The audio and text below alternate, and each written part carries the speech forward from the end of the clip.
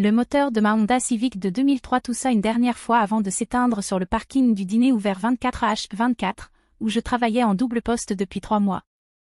Mes mains tremblaient alors que je coupais le contact non pas à cause de l'air froid de novembre qui s'infiltrait par la vitre fissurée, mais à cause du poids écrasant de ma réalité. Ce tas de ferraille rouillée n'était pas juste mon moyen de transport, c'était mon foyer. Je tirai la fine couverture jusqu'à mon menton et tentai d'ignorer les regards jugeants des clients de nuit du dîner. Demain, c'était Thanksgiving, et je savais que je devrais faire face à ma famille. Cette pensée me nouait l'estomac bien plus que le goût du café rassis sur lequel je survivais. Marcus, chéri, tu ne peux pas continuer à vivre comme ça, m'avait dit ma sœur Rachel la semaine précédente, sa voix dégoulinant de cette familiarité mêlant pitié et supériorité. Dormir dans ta voiture? Quelle honte! Que vont penser les gens? Que vont penser les gens? Ces mots résonnaient dans mon esprit alors que j'ajustais l'oreiller de fortune que j'avais fabriqué avec ma seule chemise propre. Il ne s'agissait pas de mon bien-être mais de l'image que ma situation renvoyait sur le nom de notre famille. Cette même famille qui m'avait tourné le dos quand j'avais perdu mon emploi d'ingénieur logiciel 2 ans plus tôt, lorsque la start-up dans laquelle j'avais mis tout mon cœur s'était effondrée du jour au lendemain. Tu aurais dû être plus responsable, m'avait sermonné oncle Pet lors du dîner familial de l'an dernier, son ventre débordant de son costume hors de prix. Tu aurais dû avoir un plan de secours. Tu aurais dû économiser davantage. Facile à dire pour un homme qui avait hérité de l'entreprise de construction de son père et qui n'avait jamais connu un seul jour d'incertitude réelle. Mais la honte est un puissant moteur, et j'avais canalisé la mienne vers quelque chose de productif. Chaque matin à 4 heures, je me réveillais dans cette voiture, me débarbouillais dans les toilettes du dîner, puis me rendais à mon boulot de jour dans un entrepôt. Chaque soir, je retournais au dîner pour mon service de nuit, servant du café aux insomniaques et aux chauffeurs de taxi. Et dans chaque instant libre, je codais. L'application que je développais n'était pas glamour, un simple système de gestion d'inventaire pour petites entreprises. Mais elle était à moi, construite avec la désespérance de quelqu'un qui n'avait plus rien à perdre. Je l'avais proposée à des dizaines d'entreprises, essuyé d'innombrables refus, et peaufiné jusqu'à en avoir les yeux brûlants à force de fixer l'écran fêlé de mon vieil ordinateur portable. Puis, un mardi matin de mars, tout changea. Monsieur Rodriguez? La voix à l'autre bout du fil était nette, professionnelle. Ici Jennifer est de TechFlow Solutions.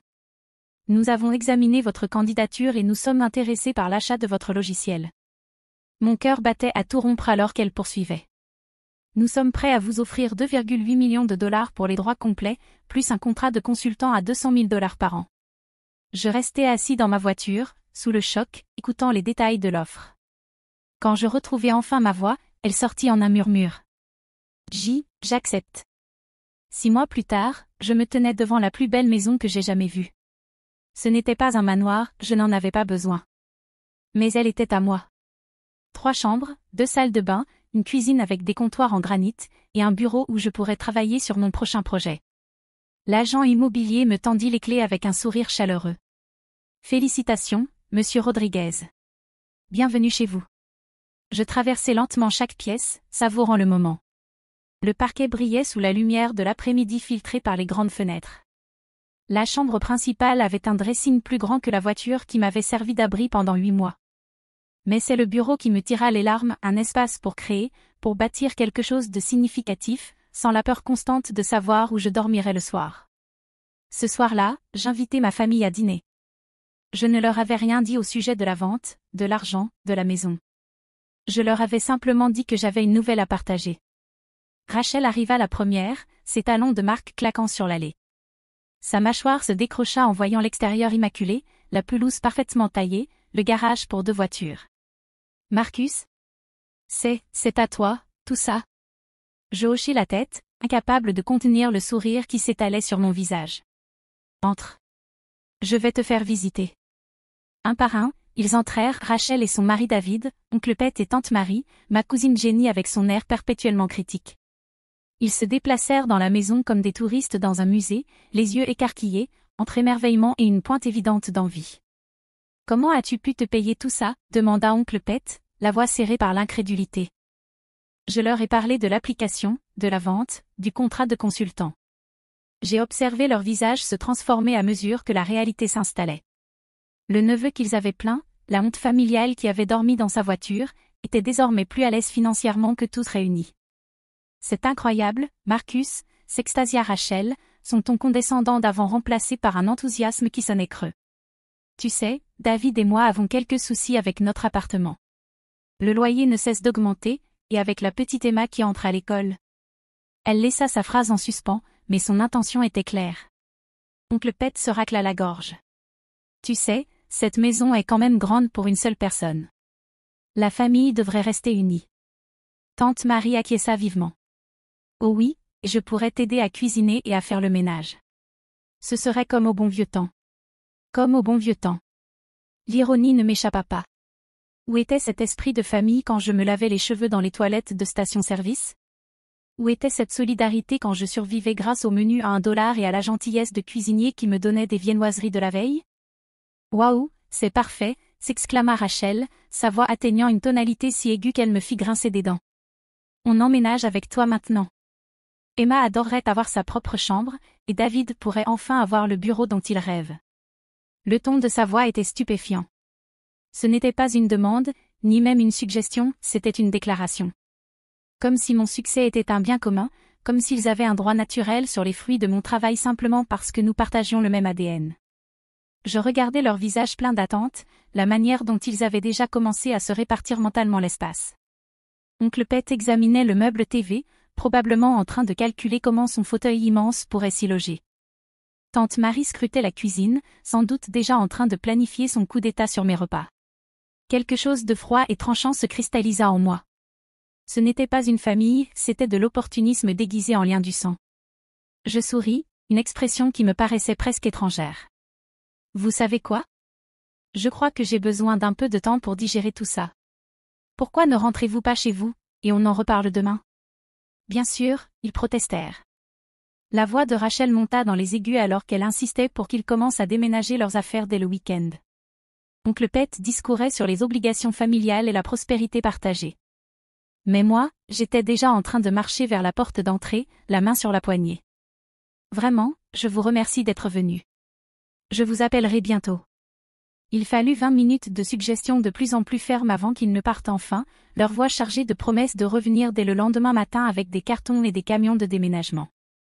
Je les observais à travers la fenêtre, alors que leur voiture disparaissait au bout de la rue, le cœur battant entre colère et un étrange soulagement. Puis je fis quelque chose que je n'aurais jamais cru avoir le courage de faire. Je fis le tour de la maison, méthodiquement, vérifiant chaque verrou de chaque porte et chaque fenêtre. J'activai le système de sécurité que j'avais fait installer la semaine précédente. Je tirai les rideaux. Puis je m'assis dans mon bureau, entouré du silence de mon propre espace, et j'éclatai de rire. D'abord un petit ricanement, puis un éclat plus profond, libérateur. Je riais de l'absurdité de tout ça, de leur audace sans vergogne, de leur incapacité totale à voir l'ironie de leur comportement. Je riais jusqu'à en avoir mal au ventre, jusqu'à ce que des larmes coulent sur mes joues, jusqu'à sentir en moi se briser quelque chose qui était resté trop longtemps enfermé. Le premier appel arriva à 7 heures le lendemain matin. Marcus, chéri, je suis dehors avec le camion de déménagement, mais ta porte a l'air verrouillée? La voix de Rachel était tendue, pleine d'incompréhension. Je laissai l'appel aller sur la messagerie. Le deuxième appel vint de David, 20 minutes plus tard. Et, mec, on est tous là dehors, mais on ne peut pas entrer.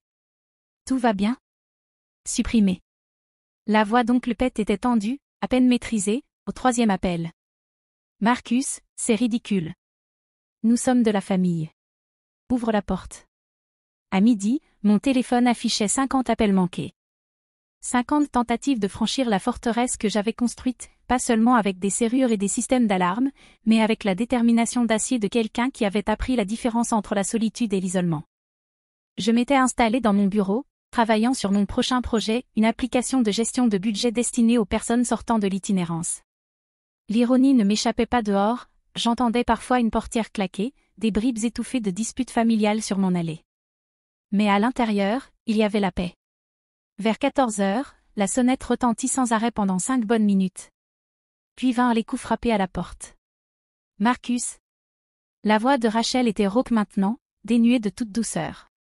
C'est puéril. Nous sommes ta famille. Je mis mon casque anti-bruit et repris mon codage.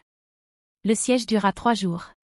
3 jours d'appels manqués, de messages vocaux en colère, et de membres de ma famille faisant des tours de garde sur ma pelouse, comme une étrange manifestation.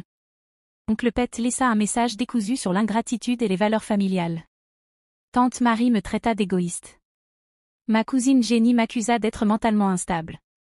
Mais le message qui me brisa le cœur venait de ma nièce Emma, 8 ans, manifestement dirigée par sa mère. Tonton Marcus, maman dit que tu ne nous aimes plus. Pourquoi tu ne veux pas qu'on vive dans ta grande maison? Le 4e jour, les appels cessèrent.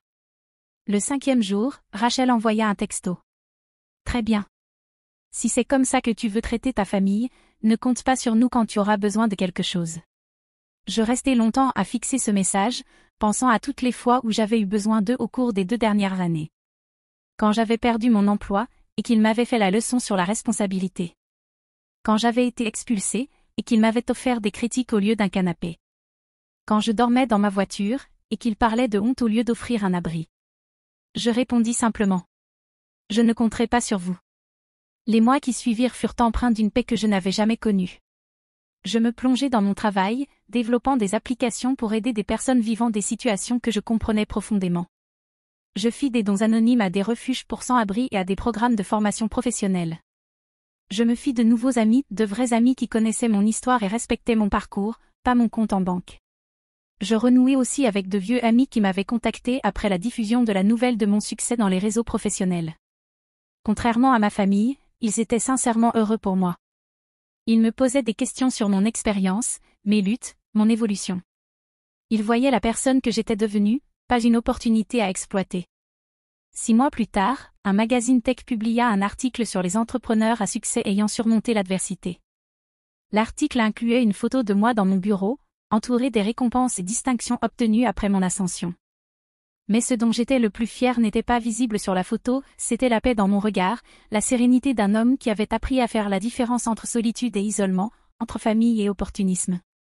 Le lendemain de la publication de l'article, mon téléphone sonna. Le nom de Rachel s'afficha à l'écran. Pendant un instant, j'hésitais à répondre. Mais la curiosité l'emporta. Marcus? Sa voix avait changé, plus petite, incertaine. J'ai vu l'article. Je voulais m'excuser. Je l'écoutais bredouiller une tentative d'explication de leur comportement, une justification qui sonnait creux, même dans sa propre bouche. Elle parla de famille, de malentendus, de seconde chance. Je sais qu'on a mal géré les choses, dit-elle finalement. Mais on est toujours une famille. Ça devrait bien vouloir dire quelque chose. Je regardais autour de moi, dans ce bureau que j'avais construit à partir de rien, vers ce futur que je créais ligne de code après ligne de code. Je pensais aux mois passés dans ma voiture, à la honte qu'il m'avait fait ressentir, aux 50 appels manqués lorsqu'il voulait quelque chose de moi. Rachel, dis-je calmement, la famille, ce n'est pas une question d'ADN. C'est être présent quand quelqu'un a besoin de toi, pas quand toi tu as besoin de quelque chose de lui. Mais je ne suis plus en colère, poursuivis-je. Je suis reconnaissant. Vous m'avez appris une chose précieuse, la différence entre être seul et être solitaire. Vous m'avez montré que parfois, ceux qui partagent ton sang ne sont pas ceux qui comprennent ton cœur. Un long silence suivit de l'autre côté de la ligne. J'espère que tu trouveras ce que tu cherches, dis-je enfin. Mais tu ne le trouveras pas ici. Je raccrochai et éteignis mon téléphone. Dehors, le soleil se couchait sur le jardin que j'avais patiemment cultivé, une métaphore trop parfaite pour être ignorée. Au loin, j'entendais les rires d'enfants jouant au parc, le son d'une communauté qui m'avait accueilli, non pas pour ce que je pouvais leur donner, mais pour qui j'étais.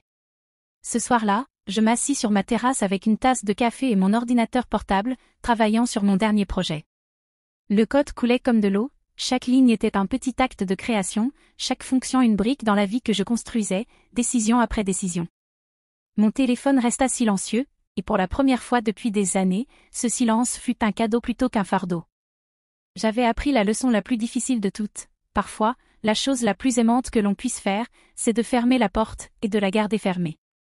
Pas par colère, ni par rancune, mais par le plus profond des respects envers soi-même. La voiture que j'avais autrefois appelée « maison » reposait maintenant dans mon garage, propre et entretenue, mais désormais inutile. Je la gardais comme un rappel, non de honte, mais de résilience. Non de l'échec, mais de la force nécessaire pour se reconstruire à partir de rien. Et dans le silence de cette soirée parfaite, entourée de tout ce que j'avais gagné et de tout ce que j'avais appris, je compris enfin ce que voulait vraiment dire « chez soi ». Il ne s'agissait pas de la taille de la maison, ni du nombre de fils dans les draps. Il s'agissait de la paix intérieure qui vient avec la certitude que jamais plus je ne confondrai la pitié avec l'amour, ni les exigences avec la dévotion. J'avais trouvé mon foyer. Et cette fois, c'est moi qui tenais les clés.